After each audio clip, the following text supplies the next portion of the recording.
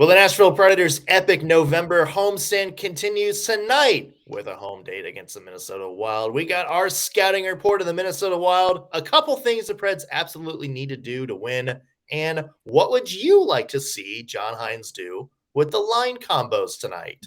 We'll talk about it today on the Locked On Predators podcast. You're Locked On Predators, your daily podcast on the Nashville Predators. Part of the Locked On Podcast Network, your team every day.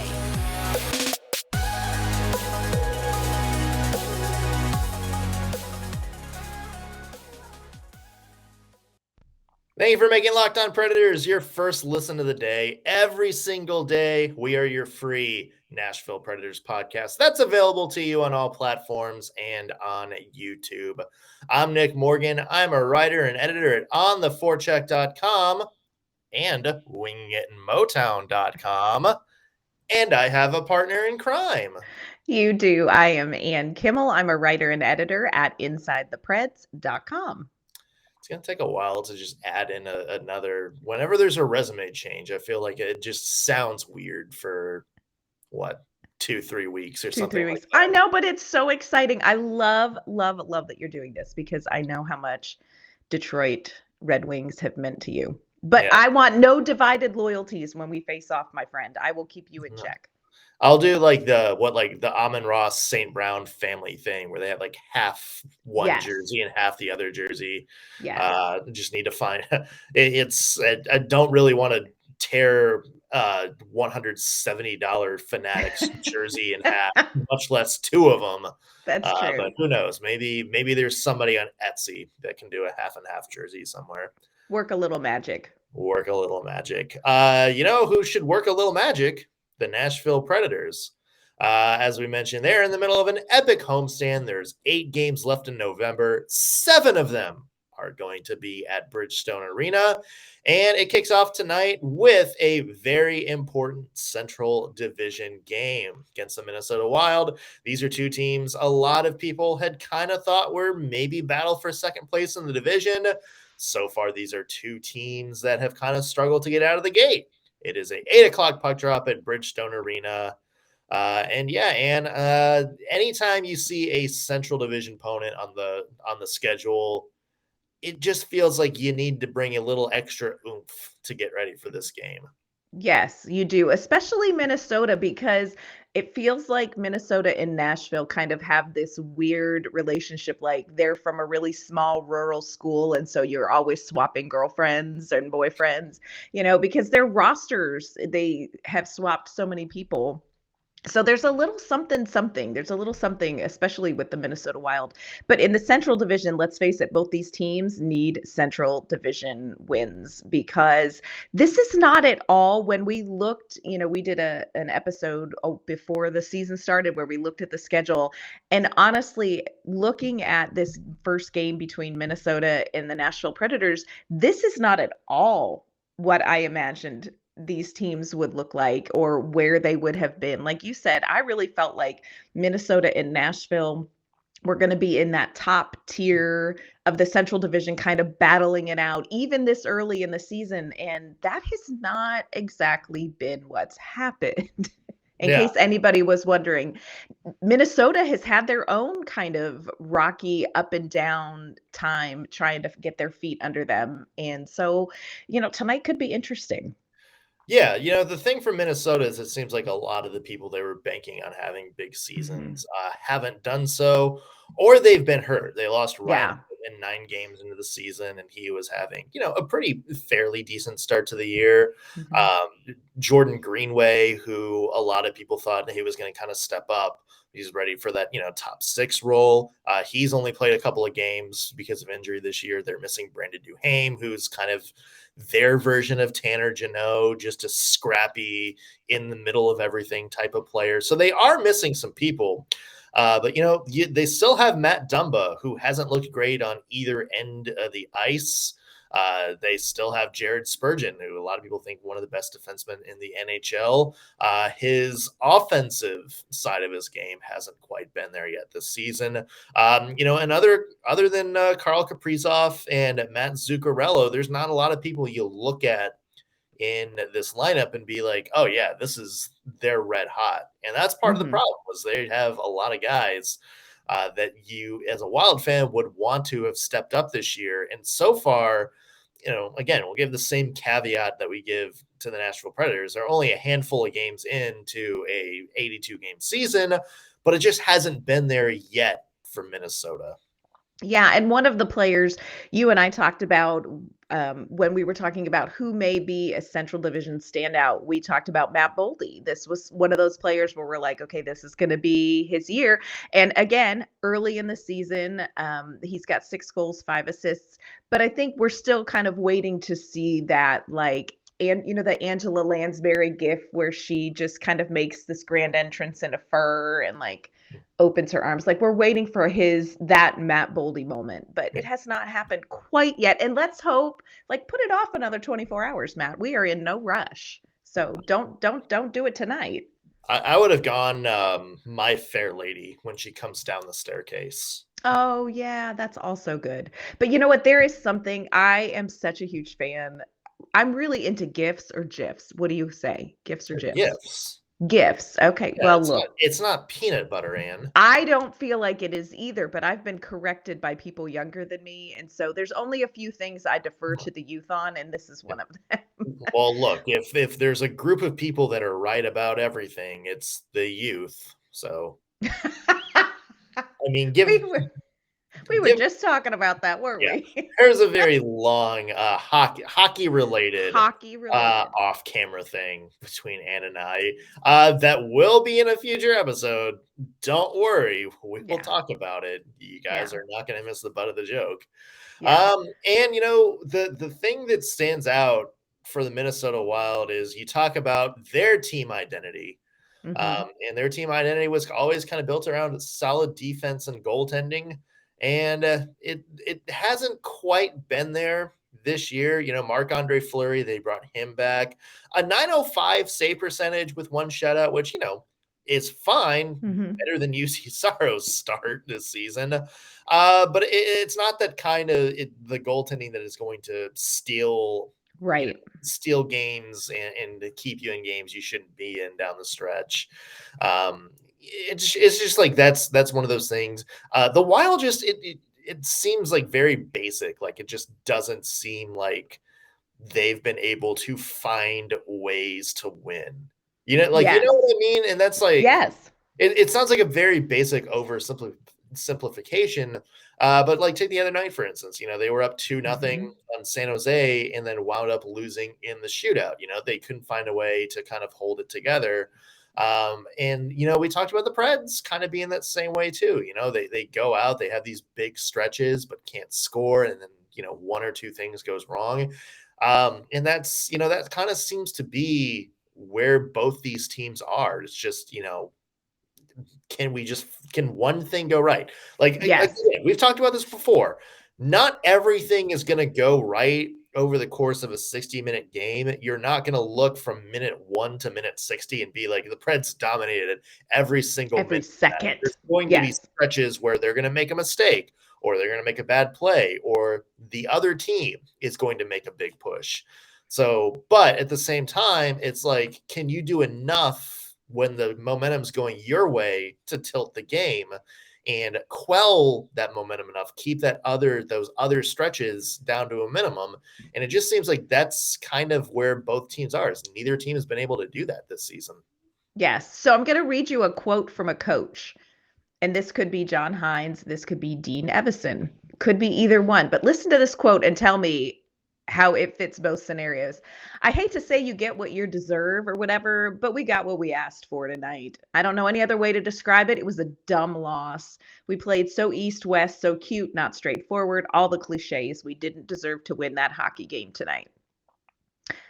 That was Dean Evison after the San Jose Sharks loss. But could those words not come out of John Hynes' mouth as well after several of the Predators' losses? I mean, if those came out of John Hynes' mouth, we would have a week's worth of episodes based on that one soundbite. So I would remember if John Hynes said that. But Yeah. you know what I mean? Like like you said, it's a very similar scenario where you get kind of caught up in your mistakes and you can't find a way to flip the switch and work your way right out of them. We've seen that with Nashville where they'll have a period where they give up, oh, I don't know, 4 goals, Yeah. and But so looked really good the rest of the game. but looked great the rest of the game. It's those pockets of disaster, and Minnesota has wrestled with those as well. So tonight is going to be an interesting matchup between two teams that have struggled and two teams that are really desperate to start racking up some Central Division points. Gonna be fun. Hopefully, dear God, let it be fun. Let's wait till the final score to determine whether or not fun That's true. hobbies exist. Let's talk about what the Preds need to do to win this game, shall we? We'll do that in just 1 second. But first, today's show is brought to you by Bet Online. BetOnline.net, your number one source for sports betting info, stats, news, and analysis. You can get the latest odds and trends for every professional and amateur league out there, from football to basketball, soccer, esports, and of course, hockey. They've got it all at betonline.net. And if you love sports podcasts like your friendly neighborhood Locked On Predators podcast, BetOnline has plenty of those to listen to as well. You can get caught up on all the props, odds, and lines on every game, players to watch, players to pick, matchups that go in their favor. They're always the fastest and easiest way to get your betting fix. So head to BetOnline today. Check them out online or use your mobile device to learn more. BetOnline, where the game starts. All right, Ann, let's talk about some keys to the game for the Nashville Predators tonight. It is a big Central Division game, one that you think the Preds probably would want to have. One would hope. Probably need to have. Let's just say need to have it tonight. Need to have. Let's just call it. At least a point. Yes. At least a point. I feel like that would be a good thing. What's one thing you think the Nashville Predators need to do to accomplish that tonight? All right, stop me if you've heard this before. Go ahead and stop me. You've heard this before. Stay out of the penalty box, y'all. Stop. I know. Okay, we have time to fill. Go ahead. Keep going. Yeah, stay out of the penalty box. And Nashville got very lucky in their last game. They had 5, they gave up 5 power play opportunities. They got very lucky. And look, Nashville has a really good penalty kill, so I shouldn't say luck. They have a very good penalty kill.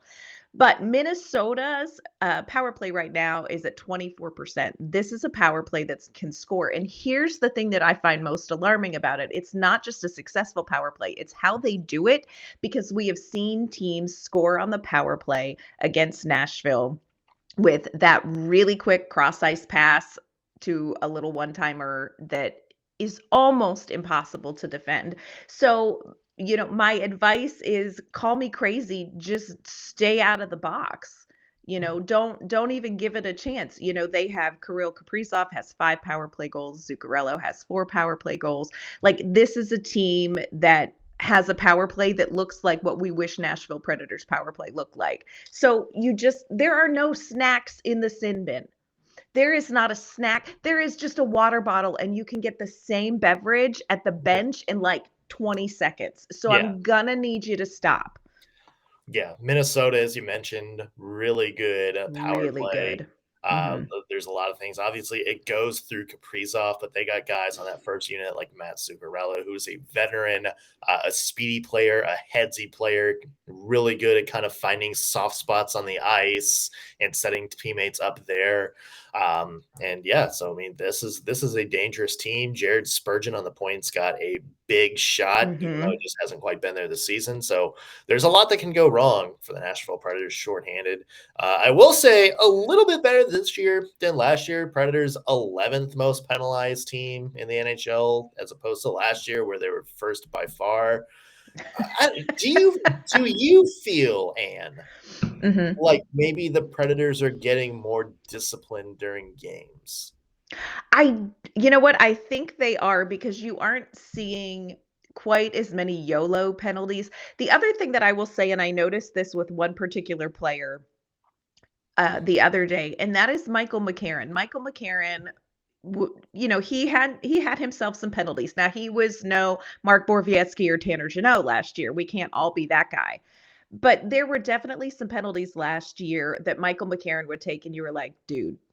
Or, he would get a roughing penalty, or, just one of those penalties where you're like, oh, step too far, big guy. Now you cost us. And I noticed even in the other game, he was jawing and he was kind of, correcting some things and having a warm conversation with an opponent. But he was very smart, because it was one of those times where I'm like, don't do it, don't do it, don't do it. You're going to cost us. And he did not engage. And so, like, I see a little bit more of that, a little bit more restraint. I think as Nashville starts playing with a little bit more speed, some of the other penalties hopefully will disappear. But it's not been quite as painful. But let's just not do it at all. That's my take on it. Yeah, they're cutting down on the dumb penalties for sure. It feels like next is like the careless penalties. Yes. You know what I'm saying? It's just like the other night, the Jeremy Lazon high stick, the whole minor. Although it did lead to a great moment, which is a 4-minute penalty kill, which was incredible. But those are the things you're gonna like stare up. It's like the stick penalties that are caused just because you don't know where your stick is, or just kind of blindly throw it in the middle of that. That's I feel like the next area to clean up. And again, like if you take 3 penalties a game, maybe 4, something like that, but it's like in the course of a play, like, you're fighting for a loose puck and the other guy just happens to fall over your stick or something like that, or the other guy has an edge on you, so you need to take a hooking call to kind of fight him off. I get that, especially in the context of this team. I do think it's interesting what you said. Like if they pick up their speed a little bit, if they play a little bit faster, maybe you don't need to make those penalties. But I feel like that's also a whole separate conversation. That's a whole other podcast. Yeah. But I agree. That's certainly a big thing to watch. And what is one of your keys? Like, what do the Predators need to do to get the upper hand tonight? I think they need to keep the slot clear. And again, this is another stop me if you've heard this one before. Come on. There's still a lot of kind of second and third chances right around the Predators net. A lot of teams are able to walk in, kind of set up kind of below the circles on some of these plays, 3-on-2 odd man chances, or puck on net. Saros or Lankinen, nobody's there to kind of clear the rebound, and all of a sudden the other team's got a great second chance opportunity. Or, there's 1 or 2 plays where just, a player kind of broke in on net and took the free ice. That, to me, you're going to help your goaltender. Whoever's in net tonight, I would assume it's going to be UC Saros. I would assume, but you want to help them out as much as possible. And the more the Preds can keep a lot of the pressure to the outside, like, force the other team to get frustrated and just start throwing stuff on net from outside the circles, from the blue line, you'll take those chances all day. Yes. And like we said, you're not going to play perfect the entire 60 minutes. Other teams are probably going to get some great chances right around the net. There's probably going to be some opportunities for rebounds. Clean those up. That's a big thing for this Preds defense, is when those chances do happen, make sure it's one chance. If there's a rebound, knock it out. We saw a couple of those late in play. A great play by Juuso Parssinen late in the game, where there's a rebound that came right in front. Didn't try to do too much with it. Just kind of poked it out towards the corner and kind of reset the play. Those are exactly the type of heads-up plays I think the Predators need, especially against the Minnesota Wild, because we mentioned Karl Kaprizov. He's a hawk, man. He is going to be circling that net. He is going to be looking for any chance to get into open space right in front of the net. You got to clean up defensively. You got to tighten up, and you got to limit the other team to one chance. Offensively, who needs to step up offensively? You know what? I am going off the board a little bit. I'm going to say Tanner Jeannot, Ann. Oh, interesting. To me, like, we've seen some plays in recent years. Like we've talked tonight about, like Roman Yossi not having quite the start he did last year. Philip Forsberg, Matt Duchene, that's starting to heat up a little bit again, but not quite where it needs to be. But the biggest difference to me from this year to last year is you look at the Herd line, and it seems like last year, whenever the Preds needed a big goal, it was always the Herd line. It was always Yakov Trenin or Tanner Jeannot who came up with like a big play that kind of shifted the momentum of the game. And it just hasn't quite been there this season. Tanner Jeannot, only 4 points in 15 games, only 3 goals this season. Yakov Trenin, only 4 points in 14 games this season. And then Colton Sissons, only 3 assists this season. He hasn't found the score sheet yet. So that line, that's kind of a big thing for Nashville's success last year is, they had this dynamic first line, and they had Ryan Johansson, who had a breakthrough year, or, a kind of a rebound year. Yeah. But they also had depth scoring. Like that third line, that Herd line, you can throw out there in any situation and expect them to get a big game.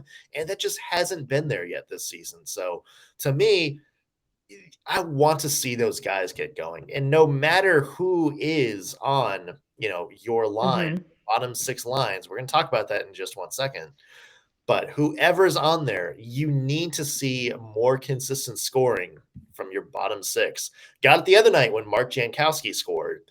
Yes. We've seen some pretty big goals at times this year from Cole Smith, of all people. Jankowski's done it a couple times. Somebody has to be, step up and be a consistent scoring threat in that bottom 6 for the Preds to get back on track this year. And we're going to talk about who we think may be the person to do that. We're going to talk about lines because let's face it, it's like the hot topic in Smashville so far this season is lines and line combinations. We're going to dig into where we would see people, where we would set people. We're going to do that in just a minute. But first, I want to let you know that this episode is brought to you by our great friends at Simply Safe. Did you know that over the holidays, property crimes like burglaries and package thefts spike nationally? That's why our friends at Simply Safe Home Security are offering 50% off their award-winning security systems so that more families can feel safe and secure this holiday season. You can order your Simply Safe system for half off today and then enjoy advanced security and greater peace of mind this holiday season. Simply Safe was named the best home security system of 2022 by U.S. News and World Report. This is their 3rd year in a row. In an emergency, they have 24/7 professional monitoring agents who use Fast Protect technology exclusively from Simply Safe to capture critical evidence and verify that a threat is real so you can get priority police response. Simply Safe is whole home security with advanced sensors for every room, every window, every door. They have HD security cameras for inside and outside your home, smarter ways to detect motion that alert you only when a threat is real, and they have hazard sensors that detect things like fires, floods, and other threats to your home. Simply Safe has 24/7 professional monitoring service, and it costs less than $1 a day, less than half the price of ADT's traditional professionally installed system. With the top-rated Simply Safe app, you can stay in complete control of your system anytime from anywhere. You can arm or disarm, you can unlock your home for a guest, you can access your cameras, or you can adjust your system settings from your phone. So don't miss your chance to save big on the only security system we recommend. You can get 50% off any new Simply Safe system at simplysafe.com/lockedonnhl. This is their biggest discount of the year, so you don't want to wait. That's simplysafe.com/lockedonnhl. There is no safe like Simply Safe. All right, Ann. So we had hinted about it. The Preds lines are always a source of fun. Something. They always draw a reaction. Let's say that. In a nice sort of way. So let's talk about lines. Full disclosure, quick yes or no. Do you think we're going to see any line changes tonight after the 2-1 win? I would be surprised. I think we'll probably see. I think John Hynes generally, if lines are operating well, he tends to go with them. So I would be surprised to see any line changes tonight.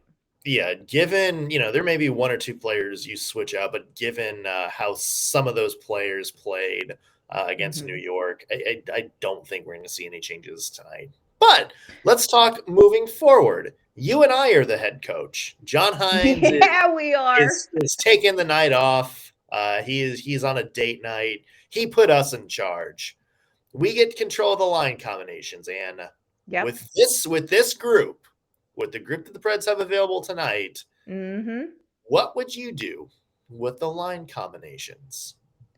Oh, I really do like this question. I love the power. So here's what I would say. I love the power. Here's what I would say. I would not do a ton of changes. I would absolutely 100% keep Juuso Parssinen with Mikael Granlund and Philip Forsberg. That is the most important thing, I think. Second most important, I would keep Matt Duchene with Niederreiter and Johansson. And here is why. John Hynes was asked yesterday about Matt Duchene. Matt Duchene has had a little bit of a slow start. I love Matt Duchene, but he has had a little bit of a slow start out of the gate. Kind of a hard time getting his game going, just not getting as many chances. And John Hynes talked about one of the reasons or one of the things that he wants to get going for Duchene is getting him playing a game of speed more. When he plays a faster game, when he skates quicker, when it's a kind of a north-south thing, he tends to give himself more opportunities. This is something that John Hynes has said about Ryan Johansson as well. That, Ryan Johansson, when he skates with speed, he opens up opportunities for him. And, you've seen that in some of these plays that Johansson has had where, they're in a transition and somebody ends up with the puck kind of on the perimeter of the offensive zone. And all of a sudden you see Ryan Johansson streaking down the slot, bada bing, bada boom, So I really think that there is something to be said, as much as I love Juuso Parssinen and I love him with Forsberg and Granlund because, I think he fits there. I think he creates well and all that. I most love the opportunity to get Matt Duchene with Johansson and Niederreiter because those three need to play a little bit faster game. And if those three can get going, that's a line I'm all about. I'm all over that like flies on stink. So if you're talking my top six, I would stay where you're at and I would just maybe, put their pants on fire when it comes to Johansson, Niederreiter, and Duchene. Just toast their buns, make them speed. Yeah, the thing I like about Duchene on that second line is it gives them a finisher, like a legitimate finisher. Nino Niederreiter, we talked about him, plays a little bit of a different style of game, more of a, clean up the loose ends in front of the net, kind of force people into plays. So Ryan Johansson, that was his problem last year with Kunin and Tolvanen, didn't really have that guy that he can make plays for that would just, get it and rip it. Matt Duchene's that guy. He is a 43 goal scorer. He can find the net. So I think giving him, kind of balances out that line. Forsberg, up front, he's obviously that guy for that top line. He's got Mikael Granlund setting him up and Juuso Parssinen now another guy that can kind of help facilitate plays. So I think that's a good balance on that top line. It's going to be interesting to talk about the bottom six, though, because like we said, we just talked about there's a lot of stuff that hasn't been going quite right in that bottom six. So here's what I would do, Anne. Okay. I would shake things up a little bit. Okay. I would give the bottom six a different identity. Move them away from both lines, have to be this gritty, angry hockey kind of line, and maybe add a little more speed, a little more finesse. So I would bring Cody Glass back into the fold. I would put him on that second or that third line. I would put him with Tanner Jeannot on one wing. And hear me out on this, Mark Jankowski on the other wing. And you can actually move Glass and Jankowski side to side. because I think Mark Jankowski, say what you will about him, he's kind of earned his spot in He the games has. he's played so far this year. And look, he's a big guy, 6'3". I think a lot of people look at that and be like, oh, there's another one of David Poyle's tall boys again. But he does have, a little bit of a touch. He's got some NHL experience. He was on a scoring heater in Milwaukee. Yes. And we know that doesn't always translate to solid NHL play, but more so, he's got a very good 200-foot game. And we talked about maybe that's one of the things that John Hynes doesn't quite like about Cody Glass is that, he maybe doesn't have that 200-foot game yet, but Mark Jankowski does. And Tanner Jeannot, slow start to the season, he's proven he does. So if you're putting two guys, who are defensively responsible into next to a guy that you want to see develop more of a 200-foot game, and both of those guys are capable based on their past of, getting hot, scoring, being able to finish plays, I think that's going to help Cody Glass. And Cody Glass, fantastic playmaker, fantastic driver.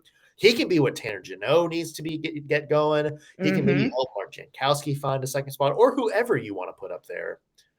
I think that works. I am intrigued by this, and I do like what you're saying about sort of balancing that out.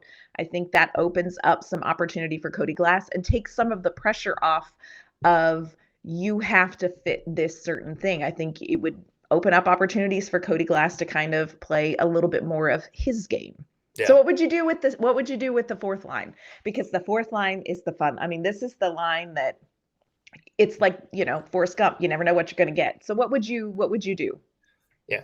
So, Colton Sissons at center. I think Colton Sissons is your perfect fourth line center because he's a guy that can play up or down the lineup.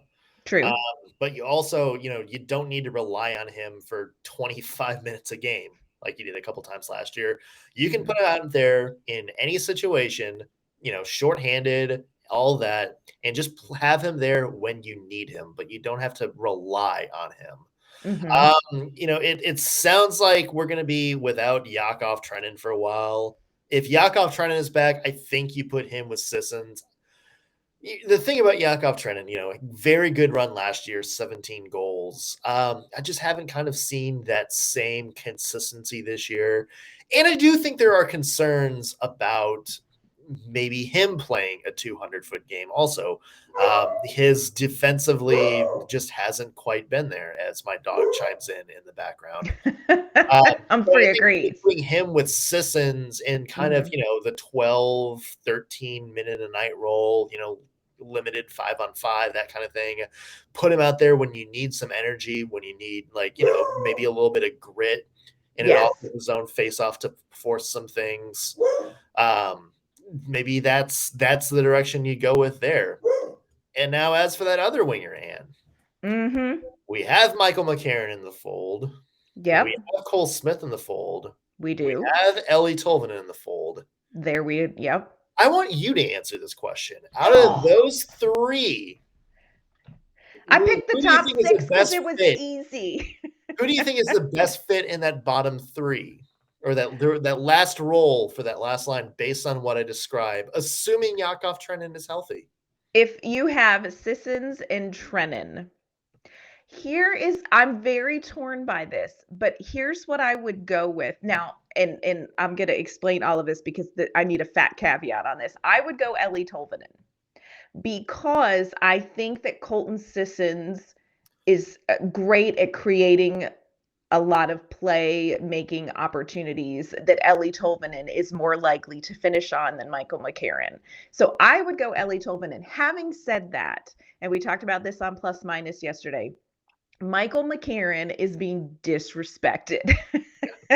And I think Michael McCarron he contributes a lot to this team. I know he is not a star player. I know he's somebody that a lot of people are like, oh, his best stat is, his height and all of this. Look, Michael McCarron gets it done. So I'm not benching him because I don't think that he contributes because he does. I really, though, would be interested to see what Colton Sissons, Yakov Trenin, and Ellie Tolvanen could unlock. Yeah. So for me, I would lean towards Tolvanen. And I also think that Tolvanen is responsible, defensively for the most part, too. I think he has a pretty good 200-foot game with a little bit more offensive upside. John Hynes doesn't think so, but nope, sure doesn't. But he's off on a date, baby. We're in charge. Yeah. Can we talk about Cole Smith for a second? Because here's my thing on Cole Smith. We talked about this a little bit before the show too. I like Cole Smith. Yes. As a player. I think he has done some pretty good things with the Nashville Predators. I think a lot of the fan vitriol is that he's getting chances. He's got much longer leash than some of these other players like Cody Glass or Ellie Tolvanen. And I think where a lot of what's all this about, it's coming from the fact that, Cole Smith will go out there and have a bad game or be like super ineffective or invisible in a game. And then he'll still be back out there the next night, like almost automatic. Whereas, Cody Glass will have, a bad shift or a quiet shift, and then he'll disappear for the rest of the game. You know what I'm saying? Yes. So I think that's where a lot of what's all this then is from. I feel like I need to say that more in a British accent. But Cole Smith is fine as a player. He's like, Nick Cousins from last year. You put him out there when you need to put him out there. I just think with the roster the Preds have, I think you need to kind of question why some other players, younger players, are seemingly, make one, have one off shift and they're done for the night. Whereas, Cole Smith can be kind of invisible during an entire game and still be out there the next game, even, moving up in the lineup a little bit, getting more ice time. He's certainly played himself out of bad games. He's followed some bad games with some pretty solid performances, followed bad gifts with some couple performances. So it's just, imagine if Cody Glass had that same kind of, trust from your coach, that same sort of confidence. Yes. That to me, I think is with the Cole Smith conundrum at the moment. Yes. And I agree. And I think a lot of fans feel like, look, if you are going to give grace in the process of developing a young player. And absolutely. So I think that's where it is. But I agree with you. I think there's an extra dose of Cole Smith, Ben Harperism going on. And everybody might want to just take it down a notch. A little bit different with that. Was it though? I mean, look, everybody who snarked about Ben Harper probably also can't skate backwards. So this is my point. Like, y'all check yourselves. Check yourselves in the mirror. Yeah. I feel like that is an intriguing note to end on. There you go. Let's say it like that. Again, puck drop tonight is at 7:00 Central Time, 8:00 Eastern Time. The Preds take on the Minnesota Wild at Bridgestone Arena. Again, one of 7 home games for the Nashville Predators over the next 8 games, all in the month of November. So if you can't go see them tonight, you got plenty of opportunity coming up to do just that. And of course, we'll be back with recap tomorrow. So stay tuned for that. And where can the people find your work? You can find my work online at InsideThePreds.com, and you can find me on Twitter at AnnK_MamaOnIce. You can find me at OnTheForecheck.com, and starting this week, WingItInMotown.com as well. You can also follow me on Twitter at _NSMorgan. Also, be sure to follow the podcast on Twitter at LO_Predators. Whatever platform you're listening to us on, Amazon, Spotify, Apple, be sure you subscribe. And if you like what you hear, drop us a rating. Drop us a nice 5-star rating so other fans can find this. If you're watching this on YouTube, be sure to subscribe and hit the bell notification so you'll always be the first to know when we have new content. That's going to do it for us here on the Locked On Predators podcast. Thank you, as always, for making us your first listen of the day. We'll be back with an all-new recap episode tomorrow. We'll see you then.